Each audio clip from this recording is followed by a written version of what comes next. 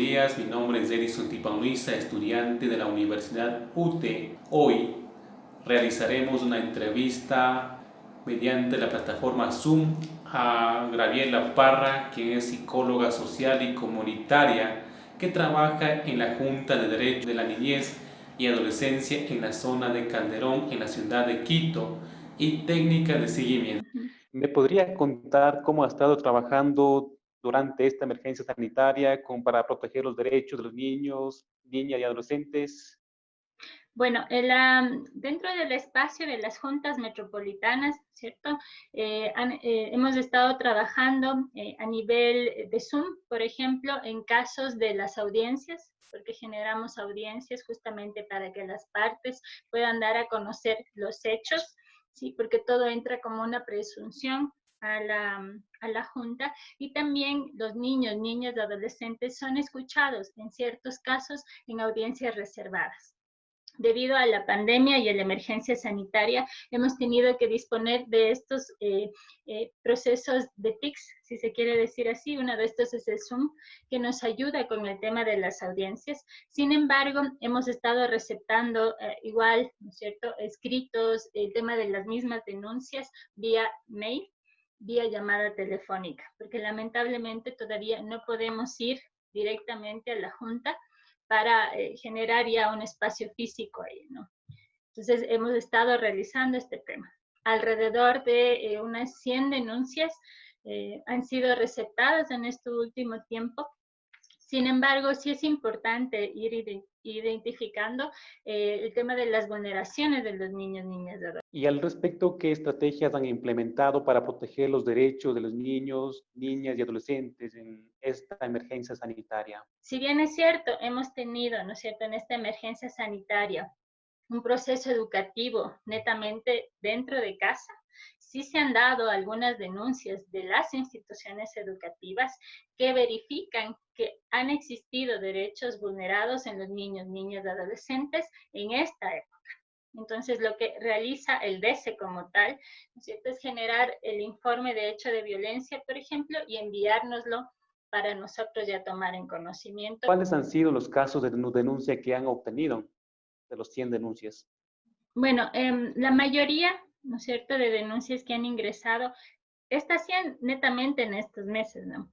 Porque de ahí se extiende a más de 1000 a veces las denuncias por año que se pueden generar. Sin embargo, el tipo de derecho vulnerado, ¿no es cierto?, o el maltrato infringido resulta más bien de temas de negligencia, por ejemplo, temas de maltrato físico, que es otro de los tipos de violencia o maltrato que los niños, niñas y adolescentes están teniendo en este tiempo. El tema también del derecho a la educación, sí, que se ha dado en este tiempo, ¿no es cierto? Es un tema de negligencia, de maltrato físico.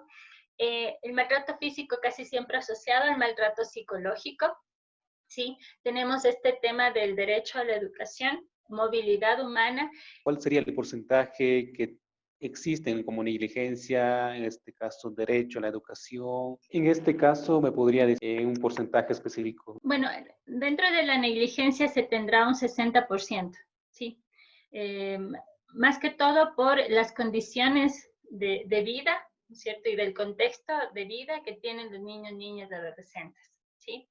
De ese 40% que resta, se puede ir verificando que el maltrato físico sigue teniendo un 20-25%, ¿sí? Porque es otro de los temas súper fuertes. Dentro de esto, el psicológico, ¿no? Estamos hablando entre maltrato físico y psicológico, que casi siempre va asociado, ¿sí? Y el tema del derecho a la educación tendría un 10%, 10-15%. Sí que lo vamos denotando desde esos rangos estadísticos más que todo. Juntas metropolitanas ven o los casos de denuncia, ¿cómo intervienen los pueblos más alejados de la ciudad? Claro, por ejemplo, la Junta Metropolitana de Calderón, ¿sí? Se subdivide de la Junta de la Delicia, por ejemplo. Cada una de las juntas tiene una territorialidad. La Junta de Calderón netamente conoce casos que tengan que ver desde Guayabamba, ¿no es cierto? Llano Chico, Llano Grande, Calderón, Carapungo, pero también conocemos la zona escondida o la ruta escondida que la llaman, ¿cierto? Que en este caso está San José de Minas, ¿sí? Es decir, toda esta parte del noroccidente, igual Nayón, Nanegalito, esos procesos son de la Junta Metropolitana como tal. Entonces, si están bien alejados, ¿cierto? Ya el Distrito de Salud, el Distrito de Educación y DINAPEN conocen que la Junta territorialmente abarca ese lugar. Si vemos que la vida del niño, niña o adolescente está en peligro por este tema de violencia, una de las medidas de protección será, por ejemplo, una boleta de auxilio, ¿sí?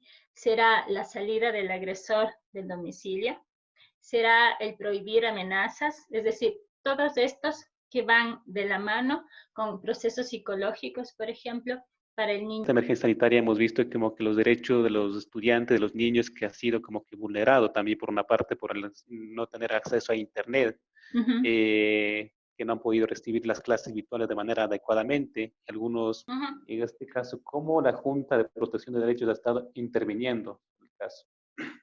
Bueno, las juntas como tal, al ser netamente un ente administrativo, lo que puede realizar desde estos procesos es trabajar en conjunto con el Consejo de Protección de Derechos, por ejemplo, para generar exhortos, ¿no es cierto?, a las instancias que deben cumplir ese derecho. Es decir, quienes deben cumplir este derecho a la educación y hacer cumplir y garantizar que este derecho esté ejercido por todos y todas es el Estado, ¿sí? Son las leyes, es el Ministerio de Educación.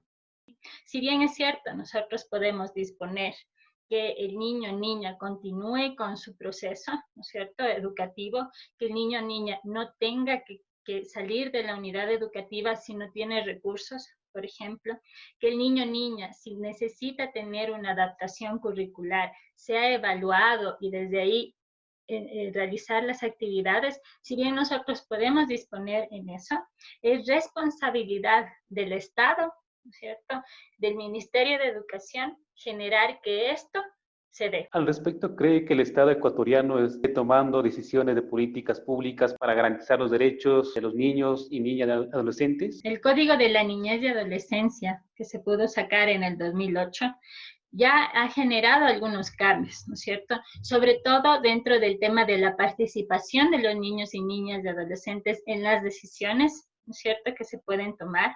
Es por ello que ahora se tiene, por ejemplo, dentro del Consejo de Protección de Derechos a niños, niñas y adolescentes que trabajan para y por sus derechos, ¿cierto?, que pueden ser escuchados en la asamblea, que pueden promover desde ahí algunas acciones para también proteger a sus demás compañeros y compañeras o pares, ¿sí? Yo creo que ese ha sido como un salto que se ha dado, el poder ir reconociendo al niño, niña, adolescente de objeto a sujeto. Sin embargo, si bien es cierto, en el discurso y en el papel se puede verificar esto, todavía las acciones concretas no se están dando, ¿sí? Es decir, el niño sigue siendo y la niña sigue siendo un objeto de protección, ¿ya? Por ende, sigue habiendo maltrato, ¿sí? Por ende, sigue habiendo escasos recursos para el tema de educación, en el tema de salud también.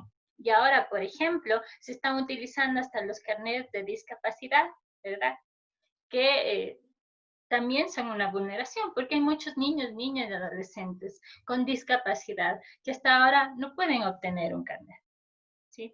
Entonces, aún falta mucho para decir que en el Ecuador los derechos de la niñez y adolescencia se cumplen.